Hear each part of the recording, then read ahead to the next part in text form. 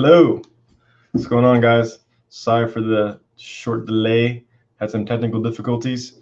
We're still working out the kinks, but we're here to talk about the buyer consultation and how it can specifically and increase your chances of closing a buyer. A really smart guy told me a long time ago, if you don't have a buyer consultation, you have a 50% chance that you're not going to close that buyer. And I've lived it, and it's happened, and a lot of factors and variables, but I have to say that that really makes a difference, and that my success ratio with buyers who I actually bring into the office and bring a body in and sit with them for 45 minutes and go through the expectations, it just makes the whole transaction way better. And you don't want to work with anybody who's not willing to come and invest their, some of their time to sit down with you and go over the whole process, because they're most likely not serious and or committed and or looking to be loyal to one agent. So that's why I really feel strongly about the buyer consultation. So I have a little presentation. You're not gonna see my face for a little bit, but let's get it started. 1 second.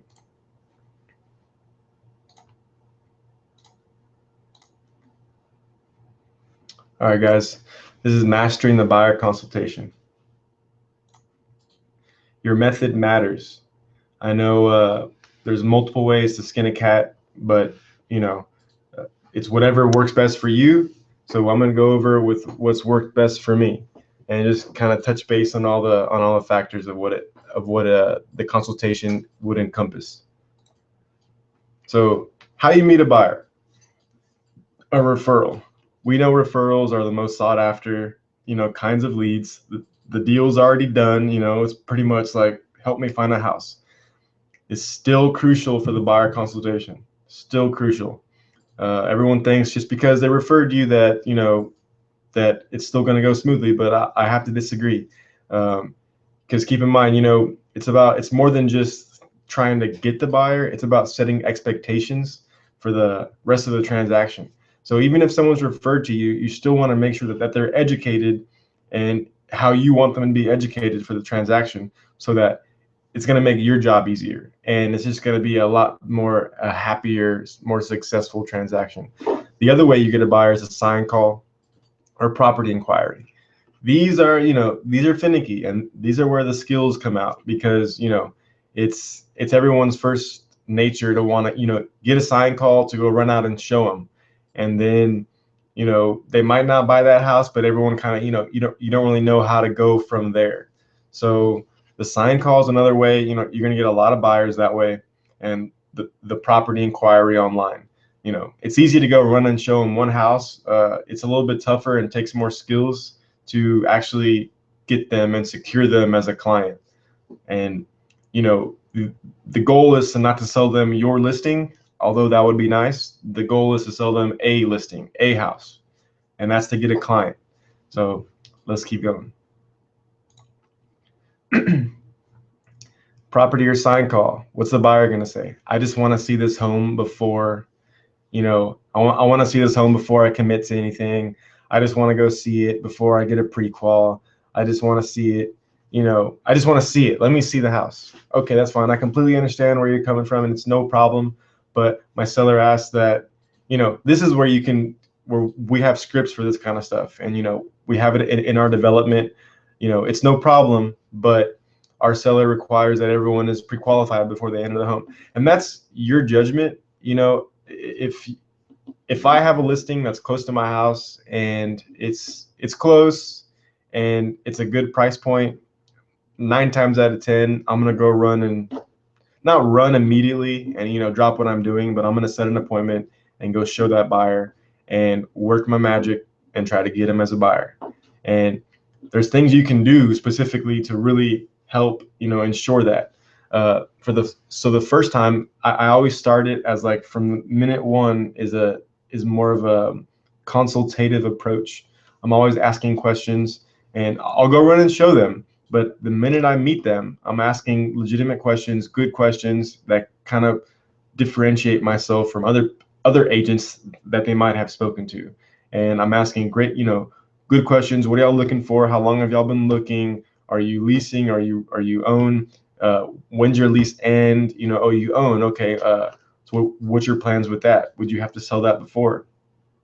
And then I always like to pull other, and if it's your listing, I would hope other listings around it. That way, and if you don't, learn the other listings, because that's where you can go, hey, if you don't like this one, there's another listing around the corner on this street, blah, blah, blah. It's on the 2 streets down, or and then you sell them on another listing. If you can show them another house that's not your listing, the probability of getting them as a buyer is definitely going up. So get them in. So like I said, I go show, but you have to preach to them that you have buyer systems that are in place to ensure 100% buyer satisfaction, and tell them, with my buyers, I'm not like every other agent. I require my buyers come in for a buyer consultation. My office is real close, or it's centrally located, and I require that this is how I work with new buyers. You have to come in for a short 30-45 minute consultation. We'll set the expectations, and I give them a little buyer home buyer's guide, or a home buyer's guide. And you make it, if they're serious, they'll consider coming in, and it's up to you to prove your value, and educate them on on your value proposition and why they need to come in. So let's keep going.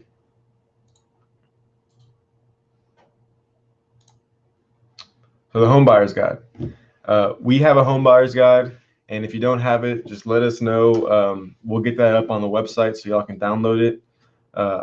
But you can use ours, you can use your own. Basically, you want to educate them with how you want them to be educated. People get horrible advice all the time, and then it makes your job harder.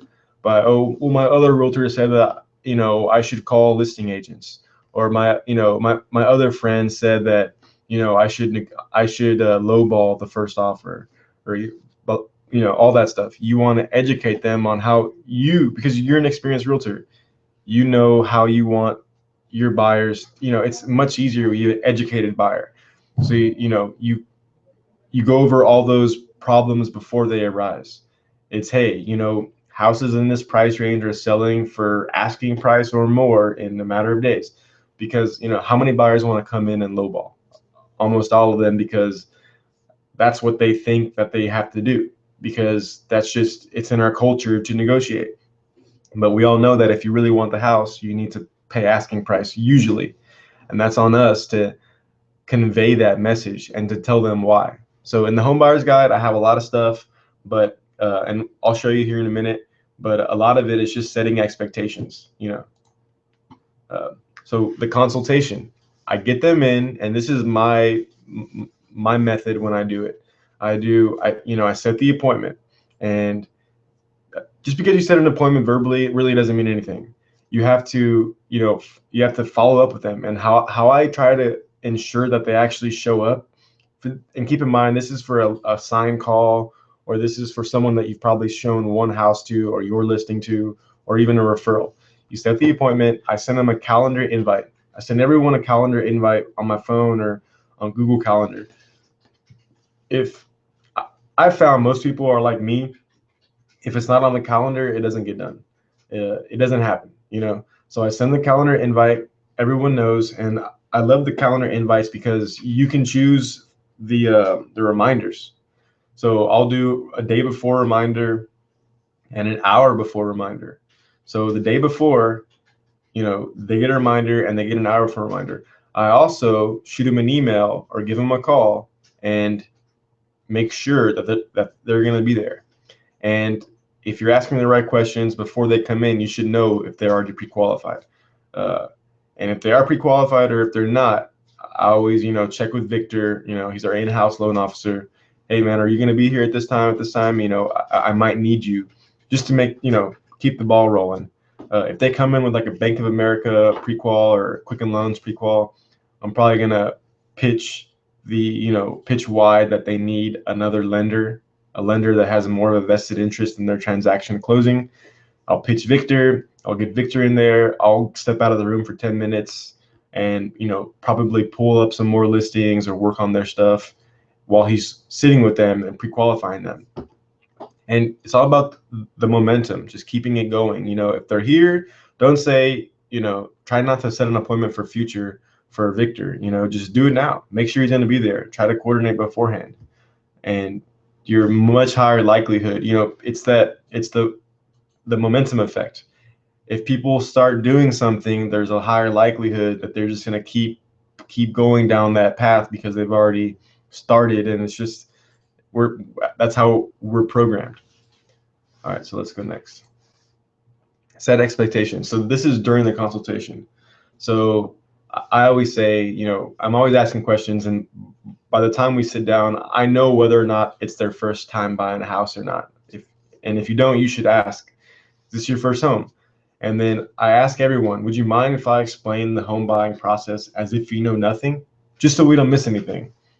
No one has ever said no. Even guys who told me that they bought 10 houses before, they're like, yeah, that's fine, just so we don't miss anything, And it's funny, it's kind of like an ego thing. But just can I explain everything as if you know nothing? That way we don't miss anything. Boom. So I cover the entire process, every little detail, and everything that could go wrong or right, and definitely explain multiple offers and what to expect in their price range. We've had a pretty crazy past couple of years. It seems like every price range is super hot, even $1 million and up. That's been really hot. If you have the pleasure of doing $1 million deal, you might feel differently. But those still, if it's a house worth buying at $1 million, it's gonna, last year it was probably had multiple offers. This year it's slowing down a little bit, or this time of year it's slowing down. It's cooling off, but there are price ranges that are still experiencing multiple offers. So explain that stuff, because it sucks when you don't, and then you show, they find a house and you haven't gone over this stuff with them, and then you kind of have to tell them, hey, this house is really nice. It just listed yesterday, and there's a line out the door of buyers to see it. Literally, that happens. So just explain that stuff beforehand. That way they know what it takes to get the house, and that houses are selling. And I always back it up with data. Go in the MLS, while they're sitting with Victor, go in the MLS, pull the recent solds, or pull everything, pull the actives, the pendings, and the recent solds in their price range and their specific criteria. And then you can show them, look, these 5 houses sold in 4 days, and they closed higher than the sell price, than the original asking price. You can look at all this stuff, and then they'll know. It just helps, the home search. So in our conference room, we have we got a big screen, even in the training room, which some of y'all are looking on right now. Pull up par. I like looking at houses with people together. It just puts you all on the same page. So I pull up par or on the iPad, and in my home buyers guide, which I'll show you after this, there's criteria as far as price point, how much they want to spend, what area of town. But then there's the other things, the must-haves and the like-to-haves. So you have to get them to figure out what's their must-haves, and you want to do your searches with as little criteria, as I would say, less criteria the better, because you don't want to miss anything, and you could miss something that you just didn't, because your criteria was too focused, and then maybe something came up across the street from a zip code that they chose, or maybe the house was 50 square feet smaller than what they thought their minimum was. So keep a bigger field, a bigger criteria, and you won't miss anything. Another one is create the auto search right in front of them. Just while you're searching, just create it right in front of them, just so they can kind of get an idea of what's going on and how it works, and that they can see you creating it, so that they'll be updated and kind of put them at ease, and kind of keep them from wanting to seek homes or listings elsewhere. That's powerful. And I always go over their schedule for viewing new properties. So I determine, so what's your schedule like for the week? okay, you always work 8 to 5, Monday through Friday. So it's very unlikely we're going to see a house during the day on a weekday. Okay, cool. Put it in your notes for them. You know, is it only weekends, or are they going to want to go after work? So you just get this stuff ready, so that way when a listing comes up, you can say, I like to just go ahead and plan as if, a listing came up on a Tuesday that I know that they like. I'll send it to them. Hey, so you want to go today at 6, from 6 to 6:30? And it just helps. Ask them how often do they want to communicate. Straight up ask them, how often do you want me to talk to you if no listings come up? Do you want to hear from me once a week, or every other day, or only as needed? And let them tell you how they choose to be communicated with. The next one is set clear plans for what they can expect. So just go over the whole process, because problems only arise when expectations differ. So I just set clear expectations about what's going to happen. Hey, you leave today. If you don't see a house that you want, that's worth seeing for you, and nothing comes up in the meantime, then you're not going to hear from me. Or if nothing comes up in the meantime, I'm going to call you on Fridays just to check in. Or, whatever the plan is moving forward, just set the plan and make sure that it's clearly conveyed. So setting plans moving forward. Hold on one second. So the next is easy. If they've come in for a consultation, half the work is done.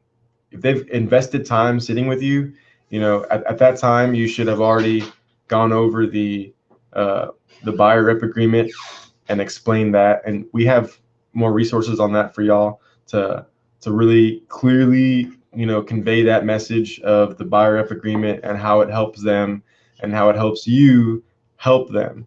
So, but going beyond that, it's find a home, write up an offer, negotiate, process the loan, and close. That's it. So, one second. Okay, guys, I'm back. Next, I want to show y'all my little home buyer's guide. And it's pretty cool. I think everybody should have one. It really helps differentiate yourselves. Let me pull it up real quick. It is, one second.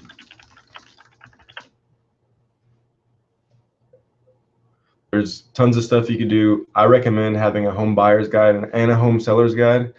We have templates for both of that stuff. You can get them from Remax directly.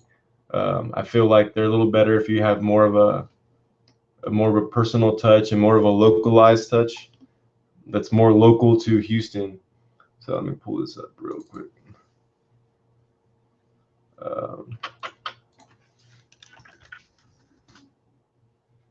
One second.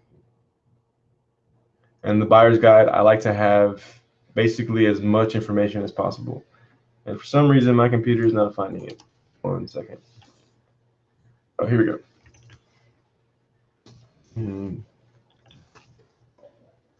Forgot what I called it.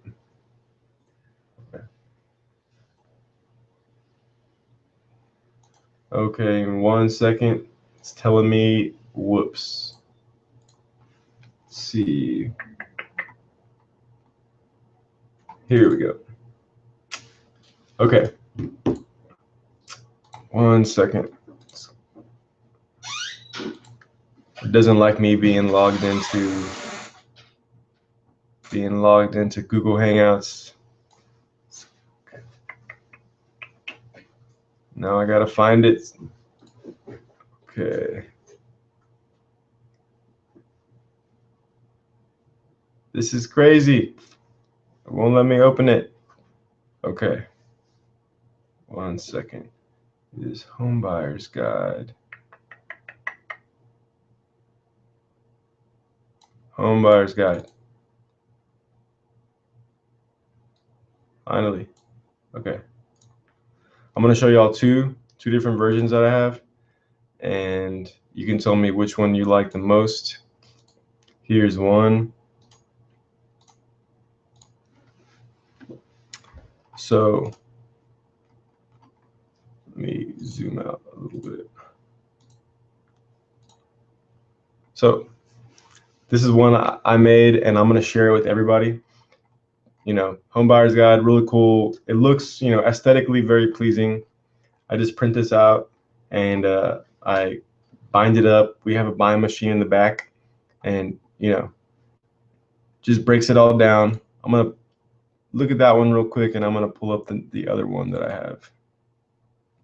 Okay. So first, let's look at this one.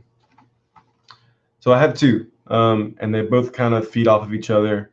I'm kind of doing some split testing. If you've had any classes with Spencer recently, you know that split testing, we're big fans of testing. With marketing, everything's an experiment, including which home buying guide is the most effective. And all we care about is conversion. So, if this one converts better than the other one that I'm about to show you, then this one is the winner, and we'll keep going with this one. This one's pretty cool. It just kind of breaks everything down. Talks about the must-haves and the like-to-haves. Tells you how to. We have a little worksheet. Writing the offer. It's not just. We know that some buyers kind of have this mentality that a seller is lucky for them to want to buy their home. So I set it up as not just writing the offer, but getting your offer accepted. Because you can write an offer, but that doesn't mean anyone's going to accept it. And a lot of times we know that people aren't even getting counters these days. Not everyone does counters, and it's usually highest and best. So I just go over the writing the offer. I go over upon acceptance, because I'm guilty of this, of always not really, when I first started, my buyers were kind of in the dark because I didn't tell them, and it's my fault because I just didn't tell them what happened. So this kind of fixes everything. If they read this tells them all this stuff, option period, earnest money, inspections, what's going to happen, and then the terms to consider, just so they can be educated and they're not just getting question marks everywhere.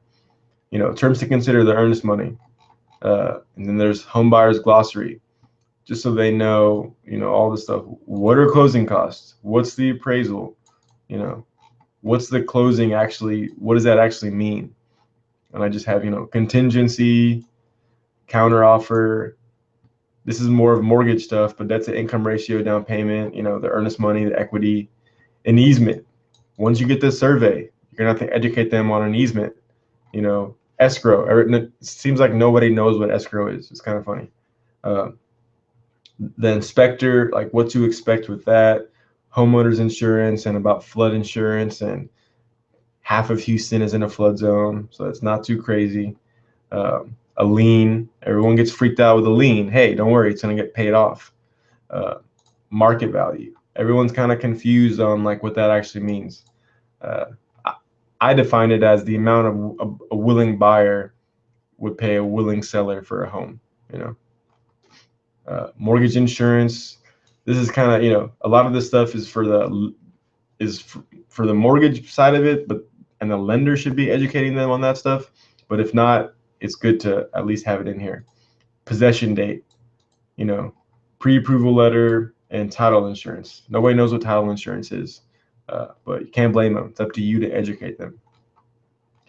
On the very last page is where the second to last page, I explain the value proposition of working with a buyer agent. A lot of people have the bad advice that says you want to talk to the listing agent. So you have to circumvent this and educate them on why they need their own representation. And however you best describe it, that's cool with you. However you want to do it. This is just what I say. 98% of sellers have their own representation, and nobody knows that. Not everyone knows that the listing agent is, legally tied to the seller and their best interests, even if it's, dual agency. So I have that, and then I have the home criteria worksheet. Basically, they can fill it out, and this is their must-haves and stuff. So this one is more, in my opinion, aesthetically pleasing, but this one is the winner. that has been winning so far. It's not written in stone, but it's been winning. And my lovely wife helped me create it.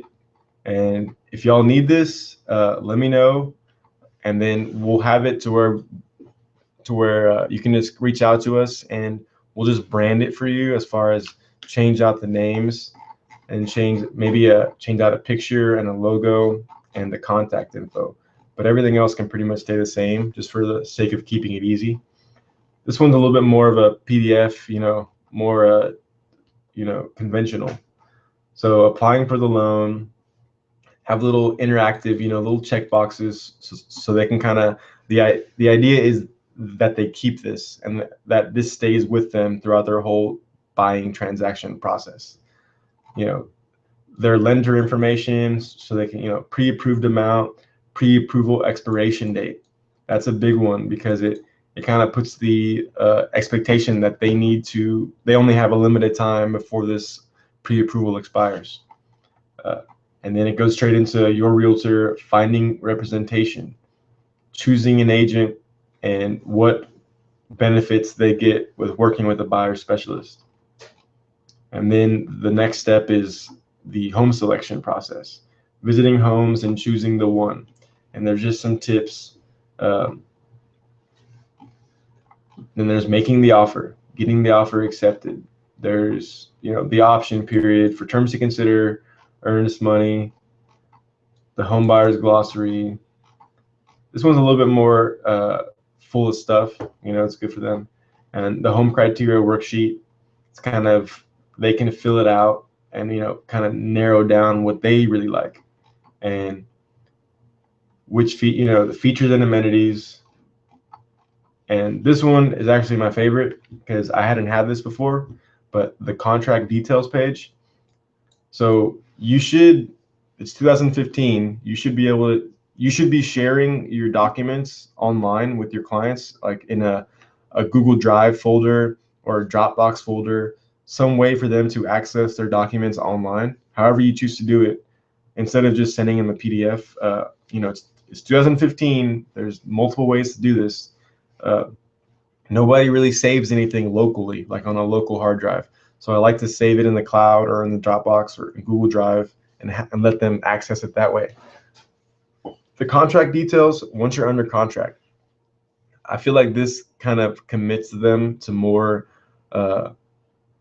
keeping this booklet and kind of referring to it throughout the whole process and filling it in as they go. So they pick the house, they say, what's the date of execution?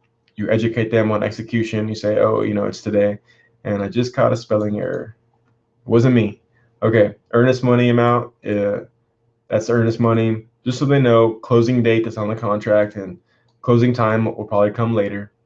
Option period duration, we know it's usually 10 days, but at least you have to let them know so they know. Option fee amount and option period expiration on the date it expires. Title company that's being used, who their escrow officer is, and their email and their phone number. And then the inspector, all the inspection information, because that's their job to get that stuff. And the home warranty info. Just, you want them to kind of keep this around, because at the end of the day, it's branded with your information.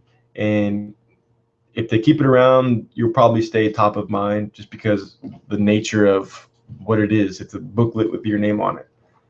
And on the last page, I have a little bit about me and about the value proposition that I give to my clients.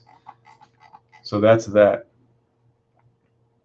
And so that's the buyer's consultation. You want to the moral of the story is get them in, because it's everyone's first nature to want to go out and just start showing houses to a buyer and kind of just throwing stuff at the wall and seeing what sticks, and just running around at every beck and call.